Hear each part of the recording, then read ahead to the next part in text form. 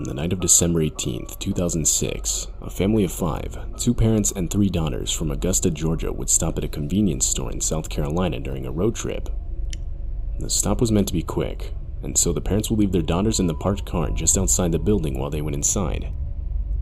While this was taking place, John Barton, a 55-year-old man dressed as Santa Claus and driving a motorcycle with an attached sidecar, had pulled in to fill up with gas. It's for the elf. Noticing the 3 children alone in the parked car, the man dressed as Santa would give them a hand signal to come over to him.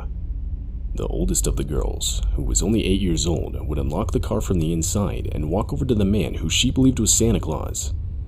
Her 2 younger sisters would not be far behind. Holy shit. John Barton explained to the girls how he wanted to show them his stuffed reindeer in his attached sidecar. He then convinced the oldest girl to get inside, where he would then drive off back onto the highway. Upon seeing the girls standing in the parking lot, their father, Trip Morris, would run to his car and chase the motorcycle. Meanwhile, the mother would stay back with the 2 remaining daughters and call the police. The pursuit of the father and the man dressed as Santa would last multiple minutes. At times, the 2 would reach speeds of 80 miles per hour. All the while, the father would repeatedly flash his headlights. After some time, John Barton would seemingly give up and pull into a church parking lot, where Trip Morris was able to confront him and recover his uninjured daughter. John Barton would flee the scene, but later be found by police hiding in a utility room at a nearby bar, still dressed as Santa Claus. John Barton would then be arrested, and he would later be charged with kidnapping. Holy fuck. In 2011, a Redditor would upload this disturbing occurrence he experienced as a child. The day was December 23rd, 1985. The original poster and his parents were staying with his grandmother in the San Francisco Bay Area for Christmas. And being that it was only 2 days from Christmas Day, the family suggested going to the nearest mall, Sun Valley, to get Christmas pictures with the mall Santa. I was hoping he would read that. Come around 7:30 of that night, and the family was set to leave. However, just before they would leave the house, the grandmother would claim to have gotten an overwhelming feeling of dread. She didn't want to go, and this caused the whole family to reluctantly come to the decision that they would just stay home. Later that night, at 8:35 p.m., an inbound plane headed for the nearby airport Buchanan Field would miss its target due to weather and strike the Sun Valley Mall. The plane shot clean through the Macy's department store, bursting into flames and leaving a 50-foot-long hole in the roof. Wreckage and debris were scattered all across the rooftop and into the mall below. A mall that contained thousands of last-minute Christmas shoppers, as well as children and their parents waiting in line to see the mall's Santa. The same line that the Redditor and his family had planned to be in. At the time of the crash, no one knew exactly what had just happened. Some thought an explosive was detonated. Holy fuck. Others thought it was an earthquake. The scene was one of absolute chaos. The building was filled with smoke and soot. Those who weren't injured were desperately using the water from the mall's fountain and ice from refrigerators to treat burns of the injured. Unfortunately, the 3 aboard the plane were instantly killed upon impact. On the ground, a total of 79 people would be injured, and sadly 4 would lose their lives.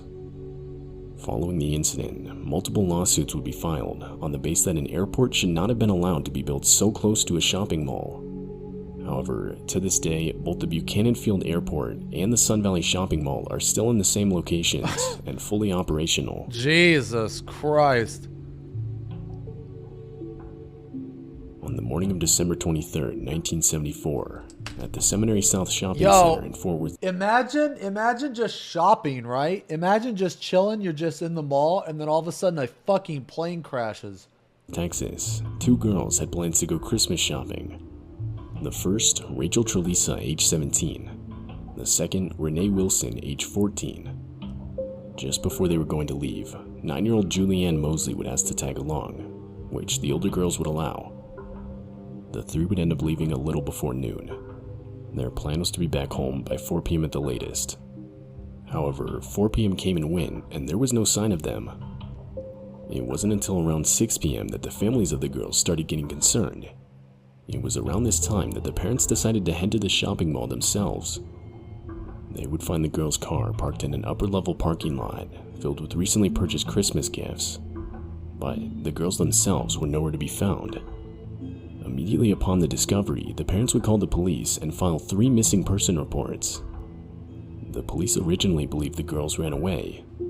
Exactly one day after their disappearance, Rachel's family would receive a letter that read, "I know I'm going to catch it, but we just had to get away. We're going to Houston. See you in about a week. The car is in the Sears upper lot. Love, Rachel." However, the families of the girls were not convinced. For one, the families all claimed that none of the girls had shown any signs of wanting to run away leading up to the disappearance. And two, the letter supposedly written by Rachel had originally misspelled the word Rachel. It was first written with an E, but then written over with an L, the correct way to spell it. Rachel's family finds it highly unlikely that Rachel would misspell her own name. Ever since that day, December 23rd, 1974, none of the three girls have been found. Holy shit. The letter that showed up the next day on Christmas Eve was the last piece of evidence ever discovered. Therefore, it's unclear what happened to the three girls. The case has been dubbed the Fort Worth Missing Trio.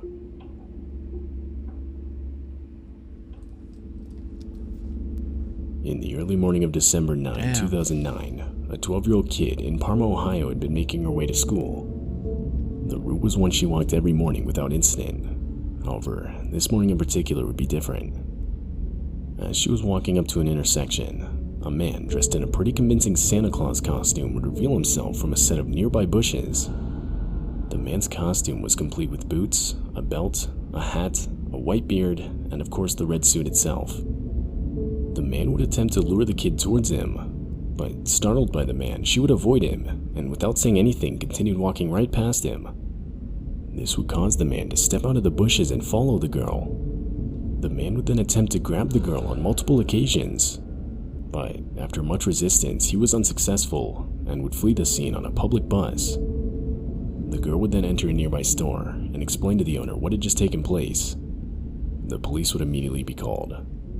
The man dressed as Santa, later identified to be a man named Anthony Russo, would be found and arrested carrying a sack and a large box of candy canes. Anthony, along with his suit, would be taken directly to the Parma Police Department.